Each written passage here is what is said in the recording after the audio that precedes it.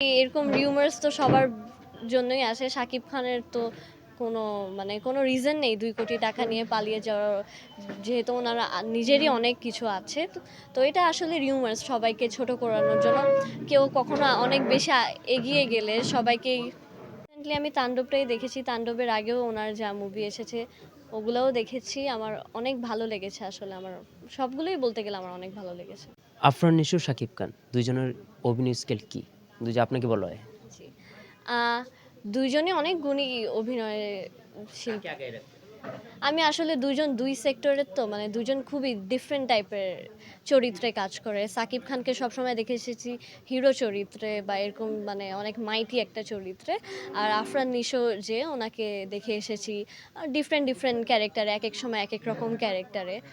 উনি বলতে গেলে বাংলাদেশে আমি যে ওনার সিরিজ বা ওনার নাটক আমি অসংখ্য দেখেছি, উনি আমার ফেভারিটের মতোই। আবার সাকিব খানও অন্য দিক থেকে বাংলাদেশের ১ নাম্বার হিরো। তো ২ জন ২ সেক্টর থেকে ২ জনই বেস্ট।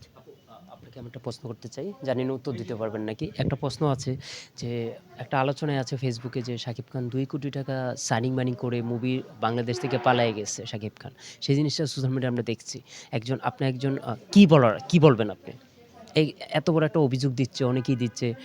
কালবেলার মতো নিউজও করেছে যে শাকিব খান ২ কোটি টাকা নিয়ে পালায়ে গেছে দেশ ছেড়ে আমেরিকা। কি বলবেন আপনি?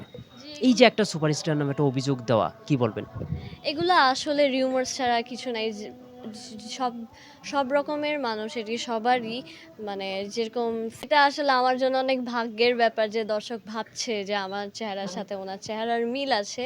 অবশ্যই এটা অনেক ভাগ্যের ব্যাপার। আমিও চাই ফিউচারে যদি আমার ওরকম ভাগ্য হয় ওনার সাথে কাজ করার, খুবই আমি গ্রেটফুল থাকবো।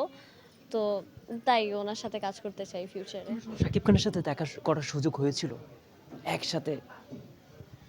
না, আমি ওনার সাথে কখনো ওভাবে দেখা করার সুযোগ হয়নি। অনেক প্রোগ্রাম বা অ্যাওয়ার্ড প্রোগ্রামস যা হয় তো ওরকম অনেক ছোটবেলায় তো ওখানে দেখা হয়েছিল। মানে সামনাসামনি ওভাবে হয়নি, কিন্তু অ্যাওয়ার্ড প্রোগ্রামসে যে গিয়েছি ওখানে দেখা হয়েছে। আমি তো আরেকটা কথা আপনাকে প্রশ্ন করি, আপনার মুভির কথাই আসি।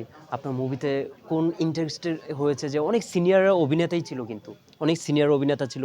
নার্ভাস হয়েছিলেন কোনো সময়?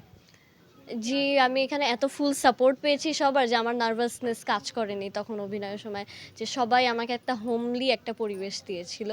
আমার কোনো ভয়ের কোনো কারণই ছিল না। তাই আমার নার্ভাসনেস ওভাবে লাগেনি কখনো। নিজেকে আ অভিনেত্রী হিসাবে দেখতে চান নাকি নায়িকা হিসাবে দেখতে চান? আমি নিজেকে অবশ্যই একজন ভালো অভিনেত্রী হিসেবে দেখতে চাই। বিকজ নায়িকা যদি হই, নায়িকার ক্যারেক্টার শুধু এক ধাঁচেরই থাকে সবসময়। কিন্তু একজন অভিনেত্রী হলে অনেক টাইপের, অনেক ভালো চরিত্র, ডিফারেন্ট চরিত্রে কাজ করা যায়। তো অবশ্যই আমি নিজেকে অভিনয় শিল্পী হিসেবে দেখতে চাই। আপনি যে গুছায় কথা বলতে পারেন সেটা জানেন? অনেকেই ক্যামেরার সামনে আসলে নার্ভাস হয়, ইন্টারভিউ দিতে পারে না। আপনি যে গুছায় কথা বলতে পারেন সেটা জানেন আপনি? না, আমি আসলে আমার মনে যা আসে আমি সেগুলোই বলছি। আমার গুছিয়ে কথা আমি আগে থেকে এটা ভেবে রাখি না। বেশি এগিয়ে গেলে মানে সবার পিছনে কেউ না কেউ থাকে তাকে পিছু ধরে রাখার জন্য। তো এরকম সবারই থাকে, অনেক রিউমার্স শোনার জন্য হেটার্স অনেক থাকে। সবাই আগে কোনো ভালো মন্তব্য করার আগে কোনো বাজে মন্তব্য করতে অনেকেই বেশি পছন্দ করে। তো এরকম থাকে অনেকে। ওগুলা বিশ্বাস করা তো আসলে সবার বুদ্ধিমানের কাজ না। বাংলাদেশে কোন পরিচালকের সাথে কাজ করতে চান? স্বপ্ন থাকে যে একটা পরিচালকের সাথে আমি কাজ করব। আমরা আসলে সবাই অনেক গুণী পরিচালক। সবাইকেই একজনের অনেক নাম শুনতে চাই পছন্দ। আমি।